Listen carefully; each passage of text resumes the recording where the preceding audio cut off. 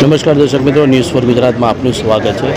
ગઈકાલે જે અમદાવાદથી લંડન જવાવાળી ફ્લાઇટ જે આપણે અમદાવાદ એરપોર્ટથી જે ઉડાન ભરી હતી ને થોડાક જ આગળ જઈને એક ઇમારત ઉપર ક્રેશ થઈ ગઈ હતી. તો તે એમની ફેમિલી જે અંદર બેસેલા હતા તેમની ફેમિલી અત્યારે અમારી સાથે જોડાઈ છે. અમે એમની સાથે વાતચીત કરીશું. શું અંદર કોણ હતું, આમના સગા સંબંધીઓને ક્યારે એ જતા હતા ને શા માટે જતા. શું આપનું નામ અને પરિચય? મારું નામ અનિલ પટેલ છે. હા, આપણે આ ફ્લાઇટની અંદર કોણ હતું આપના? મારો બાબો અને મારા બાબાની બહુ. કેટલી વર્ષની ઉંમર હતી બાબા? 30 વર્ષ. એ અમદાવાદ જ રહેતા હતા કે લંડન રહેતા હતા? લંડન 2 વર્ષથી હતા. અહીંયા આવ્યા હતા મેડિકલ માટે. થોડું પ્રોબ્લેમ હતો અમારા બાબાને બહુને. એમના મેરેજ થઈ ગયા હતા? 7 વર્ષ થયા. એમના ફેમિલીમાં કેટલા લોકો હતા? અમે 3 જ દિન છીએ. એમના બાબાની ફેમિલીમાં જે લગ્ન થઈ ગયા હતા, મેરેજ થઈ ગયા હતા, તો શું ફેમિલીમાં એમના બાળકો કે કોઈ હતા? કશું જ નહીં. તો એ ફર્સ્ટ ટાઈમ મિસકેરેજ થઈ ગયું. અચ્છા, તો એ એકલા જ જતા હતા લંડન? એને એની વાઈફ બંને જોડે જ હતા. બંને જોડે હતા, બંને જતા હતા. અને અહીંયા આવ્યા હતા કેટલો સમય થયો હતો ને એની પછી કેટલા સમય? 10 દિવસ મેડિકલ માટે જ આવ્યો હતો. 2 વર્ષે આવ્યો. અચ્છા, એ લંડનમાં શું જોબ કરતા હતા કે શું? જોબ કરતા હતા. જોબ કરતા હતા. અને તમારે કેટલા સન છે આમાં તમારી ફેમિલીમાં? તમારા બીજો બાળક કે બેબી કોઈ? એક જ. એકને એક જ બાળક હતો? એક બેબી છે, એ પરણાયેલી છે, એ નરોડા છે. તો અત્યારે આ જે બનાવ બન્યો છે તમને શું લાગે, કેવી રીતના બનાવ બન્યો હોય એની કોઈ? અત્યારે જે ડેડ બોડી એમની સોંપવામાં આવી આપણે? નથી હજુ. ડીએનએ ટેસ્ટ કરવામાં આવ્યો હતો? હા, એ આપી દીધું મેં. એ પછી જો ડીએનએ ટેસ્ટ કાલે જ આપી દીધું. કાલે જ આપી દીધો. શું કહેવા માગશો આમાં મીડિયાના માધ્યમથી આ જે ઇન્ડિગો ફ્લાઇટ જે આ ક્રેશ થઈ એને લઈને? બહુ ખરાબ પોઝિશન છે સાહેબ. ચેક કરવું પડે.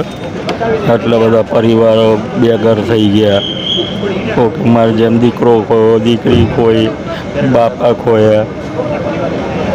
એની જવાબદારી કોની? આની જવાબદારી હજુ સુધી સરકાર કે કોઈ સ્વીકારી છે ખરી આમાં? કોઈએ સ્વીકારી નહીં. કશું અમને કોઈ માધ્યમથી જાણવાય નથી મળ્યું. જાણવાય નથી મળ્યું હજુ સુધી. તો તમે અત્યારે હાલમાં સરકારથી શું અપેક્ષા રાખો?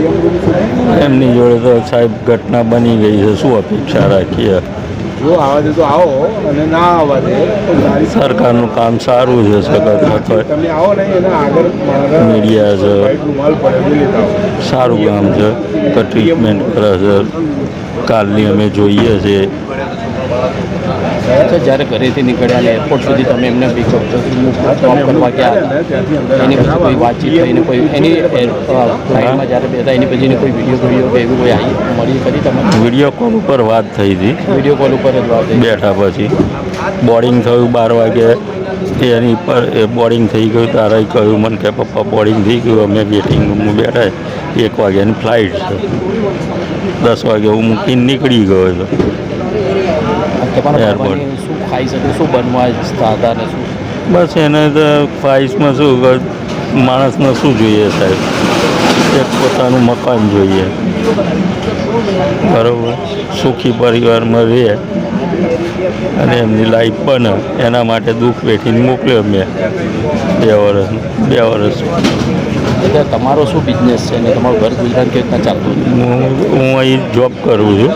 શેમાં જોબ કરો? અર્બુદા સિક્યુરિટી સર્વિસમાં સુપરવાઇઝર. સિક્યુરિટીમાં સુપરવાઇઝર તરીકે? અમારા શેઠ સારા છે. અમારા શેઠ સારા છે. અમારા મેનેજર છે રાજુભાઈ કરીને, એ બી બહુ સરસ છે. એ સપોર્ટ બી સારો કરે છે દુઃખ સુખમાં. એકલાનો અહેસાસ ના થાય. છોકરાઓ બાળકો ત્યાં હતા.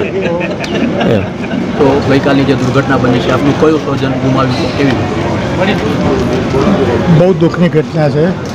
ન કલ્પેલું થઈ ગયું છે, ઘટના થઈ ગઈ છે. અમારા એમાં ભાઈનો દીકરો અને એની વાઈફ હતા, મારો ભત્રીજાની વાઈફ.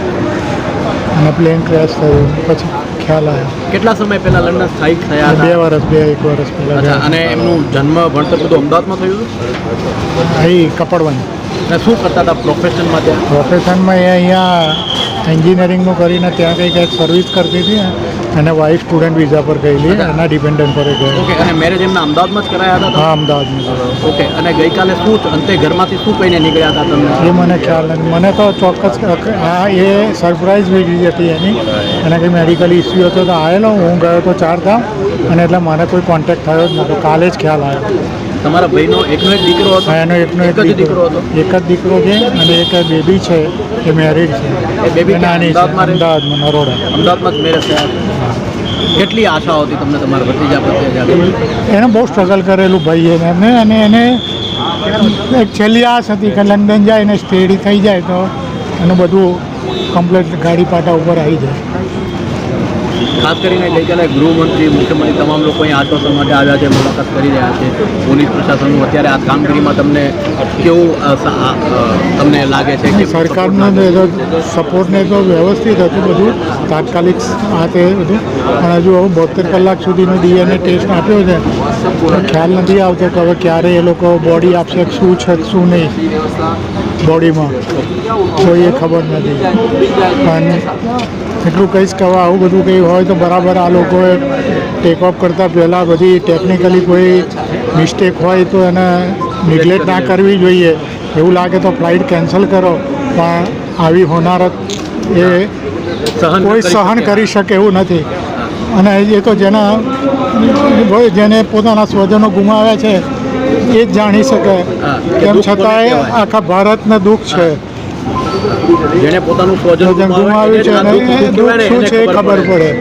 પોતાનું સ્વજન ગુમાવવાનું દુઃખ આવી ઘટનામાં એ ખૂબ જ આઘાતજનક છે, અને એ કોઈ શબ્દમાં નથી કરી શકાતું અને સહન પણ નથી કરી શકાતું.